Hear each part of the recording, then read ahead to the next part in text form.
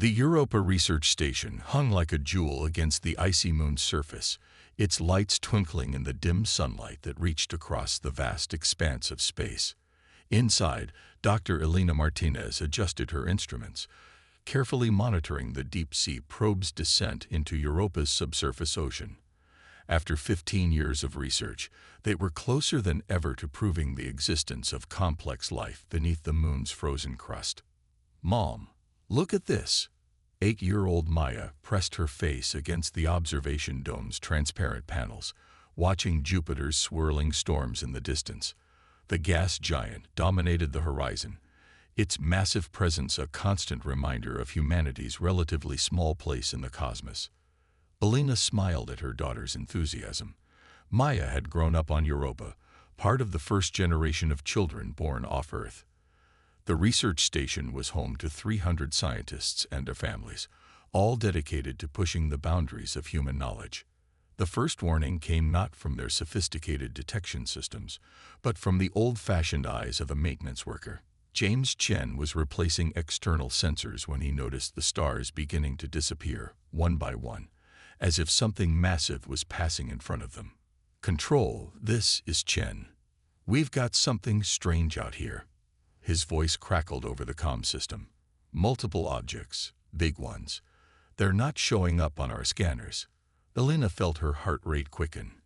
In all her years on Europa, they'd never encountered anything like this. She reached for Maya, pulling her daughter close as the station's lights flickered. The alien ships materialized like ghosts emerging from the void, their hull designs unlike anything humanity had ever encountered. They were massive, their surfaces seeming to absorb light rather than reflect it. No signals, no attempts at communication, just silence. Station Director Dr. William Hayes's voice came over the intercom, steady despite the tension. "All personnel, implement emergency protocol Alpha. This is not a drill. Repeat, this is not a drill." Elena knew what that meant. For years, they'd practiced evacuation procedures, though most had considered them unnecessary precautions. She grabbed Maya's hand and started running toward the emergency pods, joining the stream of families doing the same. The first blast hit before they made it halfway. The station shuddered, metal screaming as sections began to decompress. Emergency bulkheads slammed shut, separating families and cutting off escape routes. Elena could hear the chaos through the station's comm system. Desperate calls for help, warnings about structural failures, and the crying of children. "Mom, I'm scared," Maya whispered, clutching Elena's hand tighter. "It's going to be okay." Elena lied, knowing in her heart that it wasn't. The aliens hadn't attempted communication, hadn't made any demands. This wasn't a first contact scenario. It was an execution. In low Earth orbit, the Sentinel array picked up the attack 23 minutes after it began. By then, the Europa research station was already gone, its fragments scattered across the moon's icy surface. 300 lives, extinguished in an instant. The news reached Earth's Defense Council within the hour. In a secure facility deep beneath the Rocky Mountains, General Sarah Chen watched the footage in silence, her expression unreadable. For decades, humanity had maintained a careful facade of technological limitation, presenting themselves to the galaxy as a species just beginning to reach for the stars. That facade had served them well, allowing them to build their true capabilities in secret. Underground factories spanning entire continents, shipyards hidden in asteroid belts, and weapons systems that would make their attackers tremble, all concealed beneath a veneer of primitive spaceflight and basic colonization efforts. "They killed children," Admiral James Rodriguez said quietly, breaking the silence in the command center. 300 civilians, scientists, families. General Chen nodded slowly, her mind already calculating the response. "Send the signal," she ordered. "Activate the Lazarus Protocol." Throughout the solar system, hidden installations began to power up. Ships that had masqueraded as simple mining vessels and research platforms transformed, revealing their true nature. Weapon systems emerged from beneath ice sheets and asteroid surfaces. Humanity had hoped they would never need these defenses, but they had built them anyway, understanding that the galaxy might not be as peaceful as they pretended to believe. The aliens would learn too late that they had not attacked a vulnerable research station. They had awakened a sleeping giant. Humanity had spent generations preparing for this possibility, building their strength in secret, while presenting an image of technological inferiority to the galaxy. As the Defense Council convened an emergency session, reports began flowing in from deep space monitoring stations. The alien fleet was massive, clearly part of an organized military force, rather than a random act of aggression. They had chosen to attack humanity's most vulnerable outpost first, perhaps as a test of Earth's capabilities and response. "We've identified their command ship," Colonel Sarah Martinez reported, bringing up a holographic display. "Based on their movement patterns, they're preparing for a larger assault. They expect us to be defenseless." General Chen allowed herself a grim smile. "Then let's show them how wrong they are." She turned to the assembled council members. "Ladies and gentlemen, as of this moment, we are at war. Implement Case Omega." Throughout the solar system, humanity's hidden fleet began to move. Ships that had lurked in the shadows of planets and asteroids for decades powered up their true systems. Weapons platforms disguised as communication satellites revealed their actual purpose. The facade of technological limitation fell away, revealing the true face of human military might. The aliens had killed 300 innocent people, believing they were striking the helpless target. In doing so, they had signed their own death warrant. Humanity would not seek revenge. They would deliver justice, cold and precise. As the first wave of Earth's true fleet emerged from hiding, General Chen sent a simple message to all commands: "Remember Europa." The response came back from ships and stations throughout the solar system, a chorus of voices united in purpose: "Remember Europa." The aliens had made a fatal mistake. They had judged humanity by its apparent limitations, never suspecting that beneath the surface of their seeming technological inferiority lay a sleeping giant. Now that giant was awake, and it would show no mercy to those who had murdered its children. The war for humanity's survival was about to begin, but not in the way the aliens had planned. They had expected to find an easy target. Instead, they had awakened humanity's full military might, and they would soon learn the terrible consequences of their miscalculation. Deep within the asteroid belt, hidden among countless chunks of space rock, Installation Zero stirred to life. Admiral Sarah Chen stood at the command center's main viewport, watching as massive hangar doors disguised as natural formations slowly opened, revealing the true scope of humanity's deception. "Status report," she commanded, her voice steady despite the weight of the moment. "All systems operational, Admiral." Lieutenant Commander David Patel responded, his fingers dancing across holographic displays. "The Phantom Fleet is reporting ready. Ghost protocol disengaged across all vessels." Below them, ships that had masqueraded as simple mining vessels for decades began to transform. Protective plates shifted, revealing advanced weapon systems. Quantum drives hummed to life, their energy signatures no longer masked by elaborate dampening fields.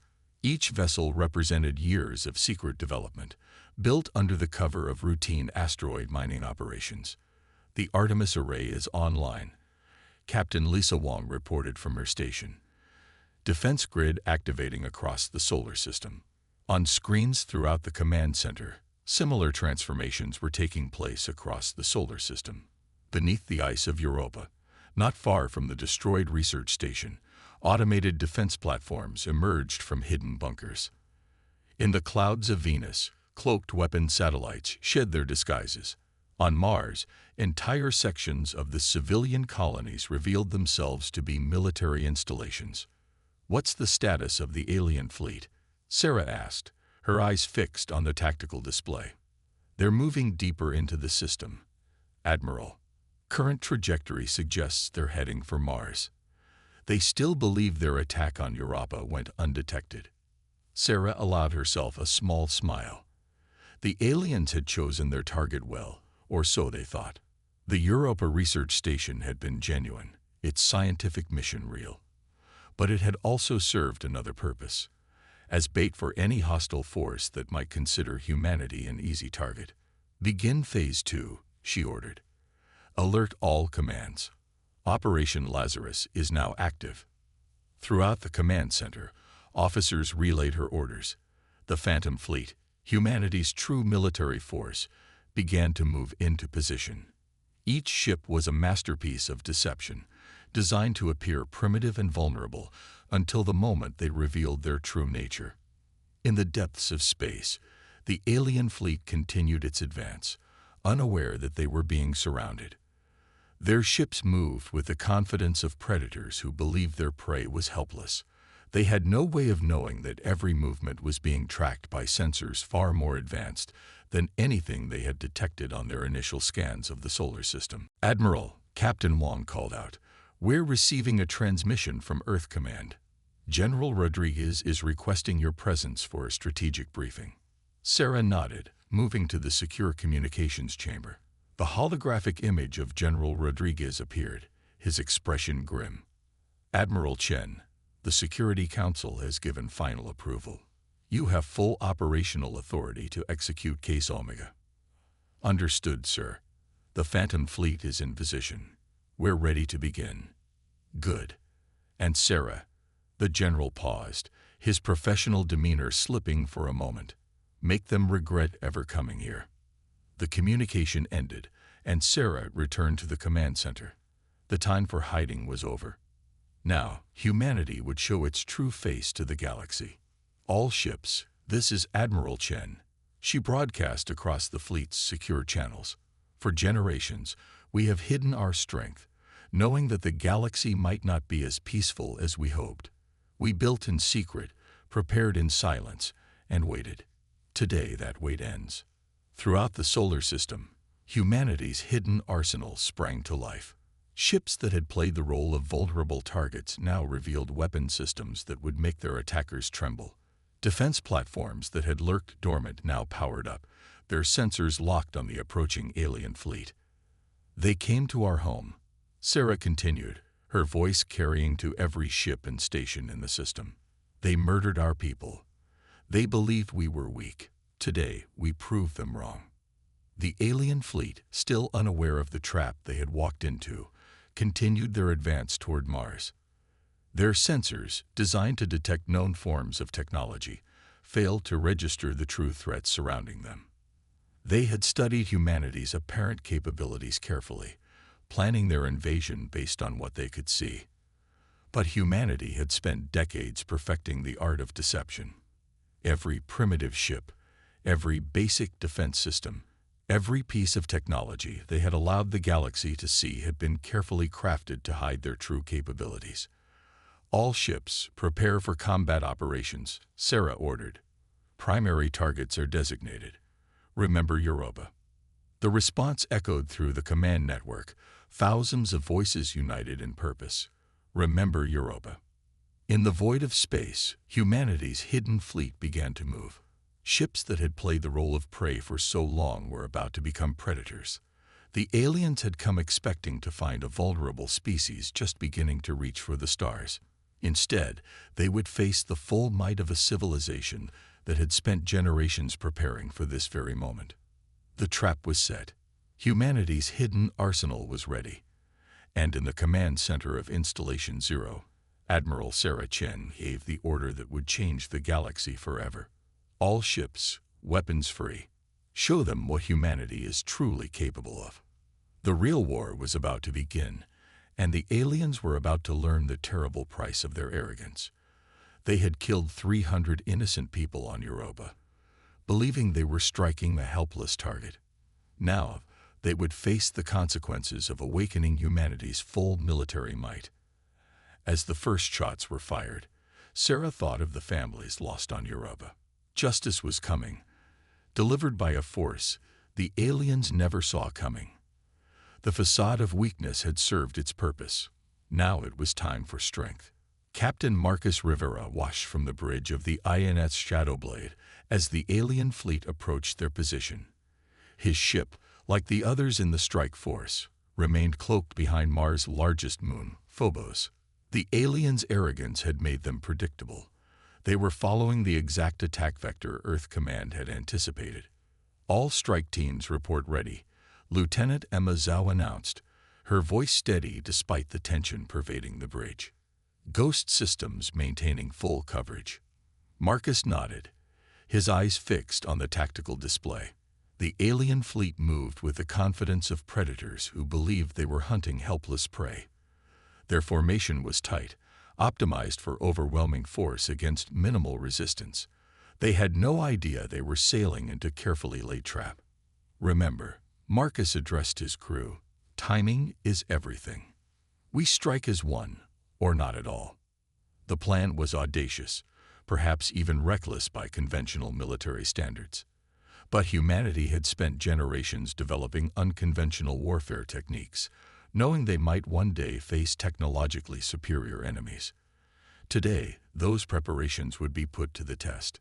"Enemy fleet passing checkpoint Alpha," Tactical Officer James Chen reported, reading 73 capital ships, 212 support vessels. "Their weapons are powered but shields are at minimal strength. They're not expecting any resistance." Marcus allowed himself a grim smile. "Transmit final confirmation to all strike teams.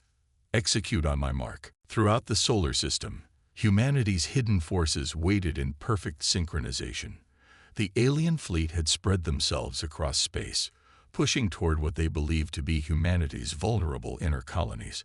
They had no way of knowing that every position, every movement, had been anticipated and countered. 3 minutes to optimal strike position," Emma announced. "All teams acknowledge ready status." Marcus took a deep breath, thinking of the families lost on Europa. The aliens had shown no mercy, expected no resistance. They were about to learn the cost of their miscalculation. "Strike teams, this is actual," Marcus broadcast across the secure channel. "Remember your training. Remember why we fight. And most importantly, remember Europa." "Remember Europa," came the whispered response from thousands of voices across the fleet. The alien ships moved closer, their sensors sweeping space for any sign of resistance. But humanity's ghost technology, developed in secret over decades, kept their ships invisible to conventional detection methods. The trap was about to spring. "All ships," Marcus commanded, his voice carrying the weight of the moment. "Execute Operation Thunderstrike. Now." In an instant, the void of space erupted into chaos. Humanity's ships decloaked simultaneously, appearing like phantoms around the alien fleet. Before the enemy could react, the first wave of quantum torpedoes struck their targets. Ships that had never faced real combat suddenly found themselves under attack from weapons they had never encountered. "Multiple direct hits," James reported, his voice tight with controlled excitement. "Enemy shields failing across all targeted vessels. They're attempting to reorganize, but their formation is breaking." The alien fleet's tight formation, designed for overwhelming force, became their weakness. As their ships tried to maneuver, they found themselves hindering each other's movements. Humanity's strike teams, trained for precisely this scenario, exploited every vulnerability. "Second wave, engage," Marcus ordered. "Implement targeting pattern Delta." New ships emerged from hiding, attacking from vectors the aliens hadn't thought possible. Humanity's quantum drives, far more advanced than their public technology suggested, allowed their vessels to execute maneuvers that seemed to defy physics. "Enemy flagship is attempting to coordinate a response," Emma reported. "Their communications are scattered. They're trying to regroup around their command vessels." "Perfect," Marcus smiled. "Spring the trap. All ships, execute pattern Omega." The true genius of humanity's strategy revealed itself. What had appeared to be a straightforward ambush transformed into something far more complex.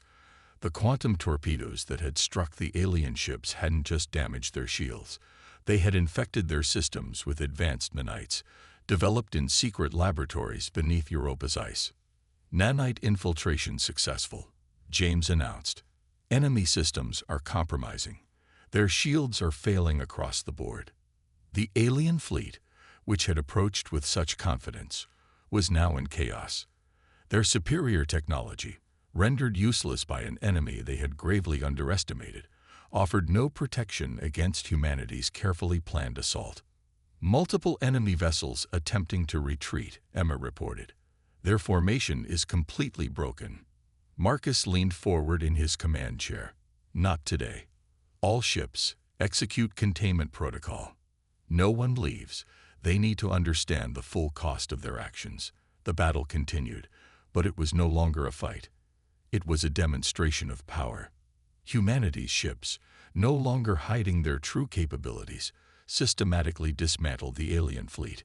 Each shot was precisely calculated, each maneuver executed with years of practiced precision.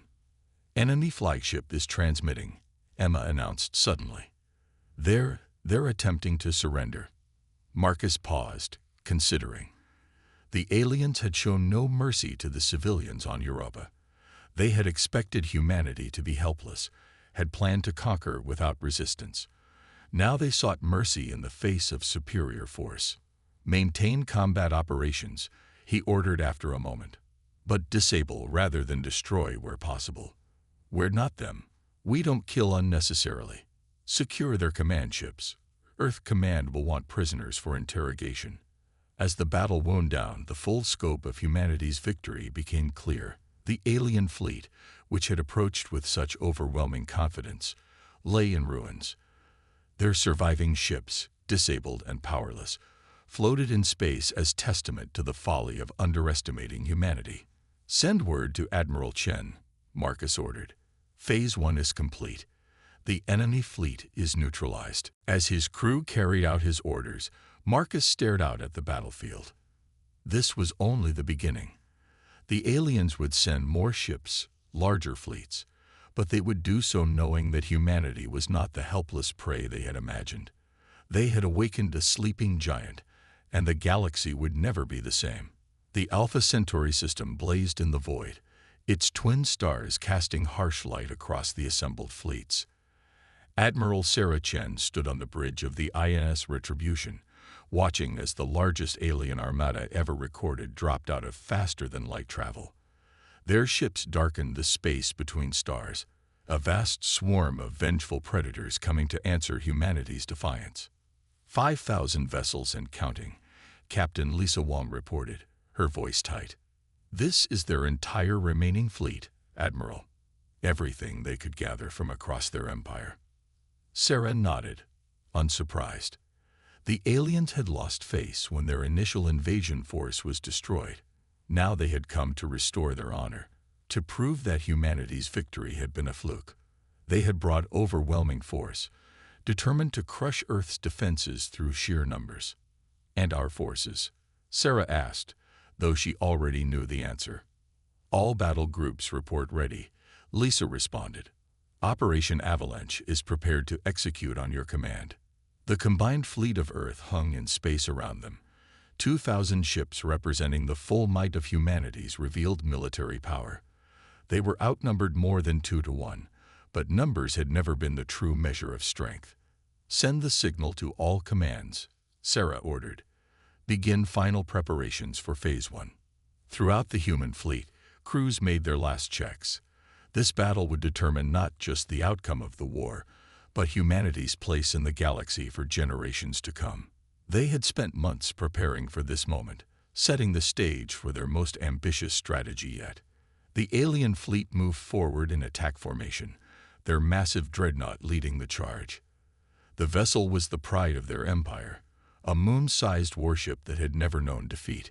Its weapons could shatter planets, its shields had never been breached. It was meant to be the instrument of humanity's destruction. Enemy fleet advancing, Tactical Officer Ryan Zhang announced. They're moving exactly as predicted. Sarah allowed herself a small smile. The aliens had learned caution after their previous defeat, but their pride still made them predictable. They believed that by committing their full strength, They could overwhelm any strategy humanity might devise. All ships, battle stations, Sarah broadcast across the fleet. Execute Operation Avalanche. Remember Europa. The response echoed across space. Remember Europa. The battle began with a fury that would be remembered for centuries. The alien fleet opened fire first, their energy weapons cutting brilliant paths through space. Their attack was perfectly coordinated, designed to overwhelm human defenses through sheer volume of fire. But humanity had prepared for this moment. As the alien weapons approached, the human fleet executed a maneuver that should have been impossible. Ships moved in perfect synchronization, their quantum drives allowing them to shift position faster than their enemies could track. Phase 1 complete, Lisa reported. Enemy fire effectiveness at 12%. Initiating Phase 2. The human fleet split into smaller battle groups, each executing independent but coordinated attacks against the alien formation. It appeared chaotic, almost desperate, but every movement was precisely calculated. They were not just fighting a battle. They were conducting a symphony of destruction. Quantum minefields activated, Ryan announced. Enemy fleet segments are being isolated. The true genius of Operation Avalanche revealed itself. The seemingly random movements of the human fleet had actually been herding the alien ships into prepared killing zones. Quantum mines, invisible to conventional sensors, activated in carefully planned sequences. The alien fleet's superior numbers became a liability as their ships found themselves trapped in ever-shrinking pockets of space. Their tight formations, meant to maximize firepower, now made them vulnerable to chain reactions as damaged ships collided with their neighbors. Their flagship is moving to coordinate a recovery, Lisa reported. The dreadnought is powering up its main weapon. Sarah nodded. This was the moment they had been waiting for. All ships, execute Phase 3. Project Looking Glass is go. Throughout the human fleet, special devices activated. Years of secret research, countless resources, and humanity's greatest scientific minds had created something unprecedented. A way to turn the aliens' own technology against them. The dreadnought's weapon fired, a beam of energy so powerful it could crack a planet's crust. But as it struck the human fleet's formation, something impossible happened. The energy didn't destroy its targets. It reflected, amplified, and redirected by humanity's quantum mirror technology. Mirror systems holding, Ryan called out, his voice tense with concentration. Energy redirection at optimal levels. The alien flagship's own weapon became its undoing.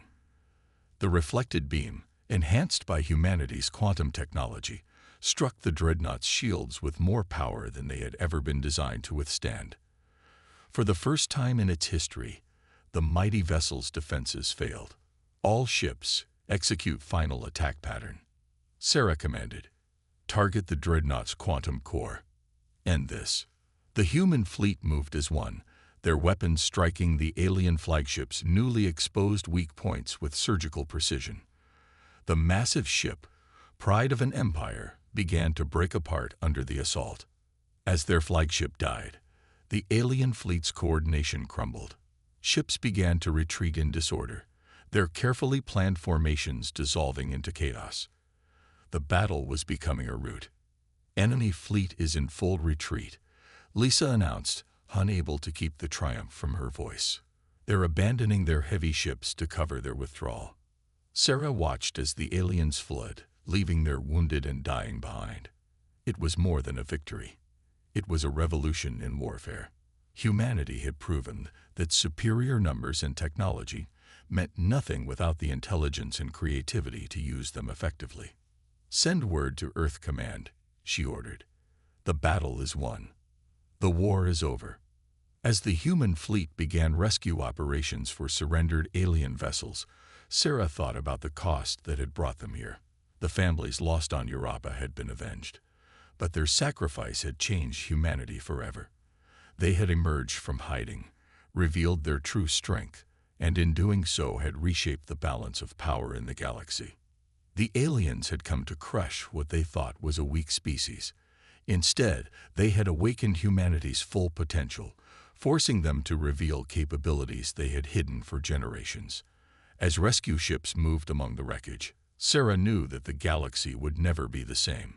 Humanity had proven itself not just as warriors, but as a force for justice in a universe that desperately needed it.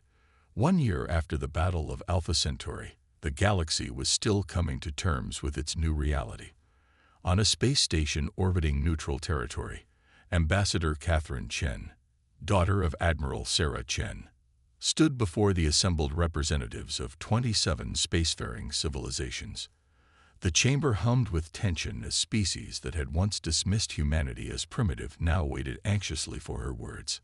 "The Treaty of Seoul is not about revenge," Catherine began, her voice carrying across the chamber. "It's about establishing a new order, one based on mutual respect and understanding rather than force." The alien delegates shifted uncomfortably. The defeat of the Heraxian Empire, the aggressors who had attacked Europa, had sent shockwaves through galactic society. Humanity's emergence as a military and technological powerhouse had upended centuries of established power structures. "We hid our true capabilities not out of fear," Catherine continued, "but because we hoped they would never be needed. The attack on Europa proved that hope alone is not enough. Peace must be protected." In the years since the war's end, humanity had worked tirelessly to reshape galactic politics. The remnants of the Heraxian Empire had been dismantled, its territories divided among its former subject species. But more importantly, Earth had revealed the full scope of its technological achievements, sharing advancements that would benefit all sentient life. The quantum healing matrices developed for our warships are now saving lives in hospitals across the galaxy. Catherine gestured to holographic displays showing medical facilities on various worlds. The same technology that powered our weapons now provides clean energy to worlds that once knew only scarcity. On Earth, the changes were equally profound. The Europa Memorial had been completed, a massive structure that captured the final moments of the research station in a permanent quantum stasis field. The 300 lives lost there had changed the course of history, their sacrifice leading to a transformation no one could have predicted. But our greatest achievement, Catherine's voice softened, has been the establishment of the Galactic Scientific Coalition. The displays shifted, showing the new research facility built on Europa's surface. Where destruction had once reigned, a massive complex now stood, hosting scientists from across the galaxy. The pursuit of knowledge that had originally drawn humanity to Europa's icy surface had been reborn on a grand scale. "We choose to remember Europa not just as a tragedy," Catherine continued, "but as the beginning of something greater." The research station was devoted to discovering new forms of life, to expanding our understanding of the universe. That mission continues. In the chamber's gallery, Admiral Sarah Chen watched her daughter with pride. The war had changed them all, but it had not destroyed humanity's fundamental nature. They had emerged stronger, not just in military might, but in their commitment to progress and cooperation. The defensive technologies we developed in secret are now being shared with peaceful nations, Catherine explained, not to promote warfare, but to ensure that no species need ever fear extinction at the hands of another. The alien delegates listened intently. Many of their worlds had already benefited from Earth's shared knowledge. Quantum drive technology had revolutionized travel between systems. Medical breakthroughs had cured diseases that had plagued their species for generations. But make no mistake, Catherine's tone grew firm. Earth remains vigilant. The fleet that defended humanity now stands ready to protect any peaceful world from aggression. We will not allow what happened at Europa to be repeated anywhere in the galaxy. In orbit around Earth, the combined fleet maintained its watch. Ships that had once hidden their true nature now patrolled openly, their presence a reminder that peace required strength to maintain. But they were no longer just weapons of war. They were instruments of exploration, reaching further into the unknown than ever before. "The choice before us is simple," Catherine concluded. "We can learn from the past and move forward together, or we can cling to old prejudices and risk repeating its tragedies. Humanity extends its hand in friendship, but we will never again hide our strength. As the delegates began their deliberations on the treaty, Sarah met her daughter outside the chamber. They stood at a viewport, watching distant stars twinkle against the void. "Do you think they understand?"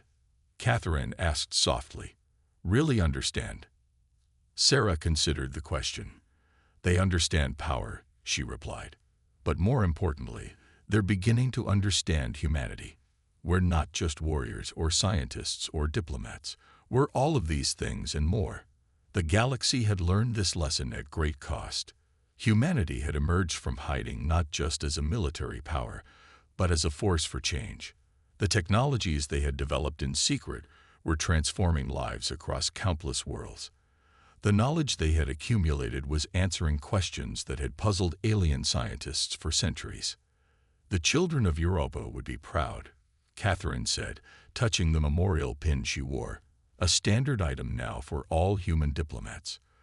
"Their legacy lives on in every breakthrough, every discovery, every step forward." Sarah nodded, remembering the loss that had started it all. "We revealed our strength when we had to," she said, "but our greatest power was never in our weapons. It was in our ability to turn tragedy into triumph, to emerge from darkness carrying light." As they watched, a new ship departed Earth's orbit, the first of the Explorer-class vessels. It carried scientists from a dozen worlds, bound for the unknown regions of space.